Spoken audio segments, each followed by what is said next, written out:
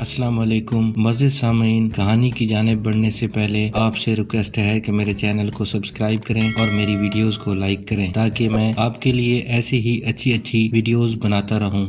ایک نہایت شاطر اور ماہر چور نے چوری کی خاطر مہنگا لباس زیب تن کر کے معزز اور محترم دکھائی دینے والے شیخ جیسا حلیہ بنایا اور صرافہ بازار میں سنار کی ایک دکان کے اندر چلا گیا۔ سنار نے جب اپنی دکان میں وضاحت سے نہایت ہی رئیس اور محترم دکھائی دینے والے شیخ کو دیکھا جس کا نورانی چہرہ چمک رہا تھا تو سنار کو ایسا لگا کہ جیسے اس کی دکان کے بھاگ جاگ اٹھے ہوں۔ اسے پہلی بار اپنی چھوٹی سی دکان کی عزت اور وقار میں اضافے کا احساس ہوا۔ سنار نے آگے بڑھ کر شیخ کا استقبال کیا۔ شیخ کے بہروپ میں چور نے کہا، آپ سے آج خریداری تو ضرور ہوگی، مگر اس سے پہلے بتائیں کہ کیا آپ کے لیے ممکن ہے کہ آپ اپنی سخاوت سے ہمارے ساتھ مسجد بنانے میں حصہ ڈالیں؟ اس نیک کام میں آپ کا حصہ خواہ ایک درہم ہی کیوں نہ ہو۔ سنار نے چند درہم شیخ کے حوالے کیے ہی تھے کہ اسی اثنا میں ایک لڑکی جو در حقیقت چور کی ہم پیشہ تھی دکان میں داخل ہوئی اور سیدھی شیخ کے پاس جا کر اس کے ہاتھوں کو بوسہ دیا اور التجائیہ لہجے میں اپنے اور اپنے اہل و عیال کے لیے خیر و برکت کی دعا کے لیے کہا۔ سنار نے جب یہ منظر دیکھا تو اس سے رہا نہ گیا اور معذرت خانہ لہجے میں کہنے لگا، اے محترم شیخ، لا علمی کی معافی چاہتا ہوں مگر میں نے آپ کو پہچانا نہیں ہے۔ لڑکی نے یہ سن کر تعجب کا اظہار کیا اور سنار سے مخاطب ہو کر کہنے لگی، تم کیسے بد نصیب انسان ہو، برکت، علم و فضل اور رزق کا سبب خود ہی چل کر تمہارے پاس آ گیا ہے اور تم اسے پہچاننے سے قاصر ہو۔ لڑکی نے شیخ کی طرف اشارہ کرتے ہوئے کہا کہ یہ فلاں علاقے کے مشہور و معروف شیخ ہیں جنہیں خدا نے کثرت علم، دولت کی فراوانی اور ہر قسم کی دنیاوی نعمتوں سے مالا مال کر رکھا ہے۔ انہیں انسانوں کے بھلے کے سوا کسی چیز کی حاجت نہیں ہے، لوگ ان کی ایک جھلک دیکھنے کے لیے بےتاب رہتے ہیں۔ سنار نے شیخ سے معافی مانگتے ہوئے کہا کہ شیخ صاحب، میں معافی کا طلبگار ہوں، میرا سارا وقت اس دکان میں گزرتا ہے اور باہر کی دنیا سے بے خبر رہتا ہوں، اس لیے اپنی جہالت کی وجہ سے آپ جیسی برگزیدہ ہستی کو نہیں پہچان پایا۔ شیخ نے سنار سے کہا، کوئی بات نہیں، انسان خدا کا پتلا ہے، غلطی پر نادم ہونے والا شخص خدا کو بہت پسند ہے۔ تم ایسا کرو، ابھی میرا یہ رومال لو اور 7 دن اس سے اپنا چہرہ پوچھتے رہنا۔ 7 دنوں کے بعد یہ رومال تمہارے لیے ایسی برکت اور ایسا رزق لے آئے گا جہاں سے تمہیں توقع بھی نہیں ہوگی۔ جوری نے پورے ادب و احترام کے ساتھ رومال لیا، اسے بوسہ دیا، آنکھوں کو لگایا اور اپنا چہرہ پونجا تو ایسا کرتے ہی وہ بے ہوش ہو کر گرا۔ اس کے گرتے ہی شیخ اور اس کی دوست لڑکی نے سنار کی دکان کو لوٹا اور وہاں سے فوراً رفو چکر ہو گئے۔ اس واقعے کو جب 4 سال گزر گئے اور سنار رو دھو کر اپنا نقصان بھول چکا تھا تو 4 سال کے بعد پولیس کی وردی میں ملبوس 2 اہلکار سنار کی دکان پر آئے۔ ان کے ساتھ وہی چور تھا جس کو ہتھکڑیاں لگی ہوئی۔ سنار اسے دیکھتے ہی پہچان گیا۔ ایک پولیس والا سنار کے پاس آ کر پوچھنے لگا، کیا آپ اس چور کو جانتے ہیں؟ کیونکہ آپ کی گواہی سے ہی قاضی اسے سزا سنا سکتا ہے۔ سنار نے کہا، کیوں نہیں، اس نے فلاں فلاں طریقہ واردات سے مجھے بے ہوش کر کے میری دکان لوٹ لی۔ پولیس والا شیخ کے پاس گیا اور اس کی ہتھکڑی کو کھولتے ہوئے کہنے لگا، تم نے جس طرح دکان لوٹنے کا جرم کیا تھا ٹھیک اسی طرح وہ ساری کارروائی دہراؤ تاکہ ہم طریقہ واردات کو لکھ کر گواہ سمیت قاضی کے سامنے پیش کر کے تم پر فرد جرم عائد کروا سکیں۔ شیخ نے بتایا کہ میں اس طرح داخل ہوا اور یہ کہا اور میری مددگار لڑکی آئی، اس نے فلاں فلاں بات کی، پھر میں نے رومال نکال کر دکاندار کو دیا۔ پولیس والے نے جیب سے ایک رومال نکال کر شیخ کو تھمایا۔ شیخ نے سنار کے پاس جا کر اسی طریقے سے اسے رومال پیش کیا تو پولیس والا سنار سے کہنے لگا، جناب آپ بالکل ٹھیک اسی طریقے سے رومال کو چہرے پر پھیریں جیسے اس دن پھیرا تھا۔ سنار نے ایسا ہی کیا اور وہ پھر سے بے ہوش ہو گیا۔ شیخ نے اپنے دوستوں کی مدد سے دوبارہ دکان لوٹ لی جنہوں نے پولیس والوں کا بھیس بدل رکھا تھا۔ آج ہمارے ملک کا بالکل یہی حال ہے، ہر 4 سال بعد چور بھیس بدل کر ہمارے پاس آتا ہے اور چکنی چپڑی باتوں سے ملک اور عوام کا سامان لوٹ کر پتلی گلی سے نکل لیتا ہے۔ ہر دفعہ ایک نیا منظر، نیا لباس، نیا بہروپ، نئی شکل اور نیا حربہ جس سے عوام دھوکہ کھا کر اعتبار کرتی ہے اور آخر میں محافظوں سمیت نکلتا وہی چور ہے۔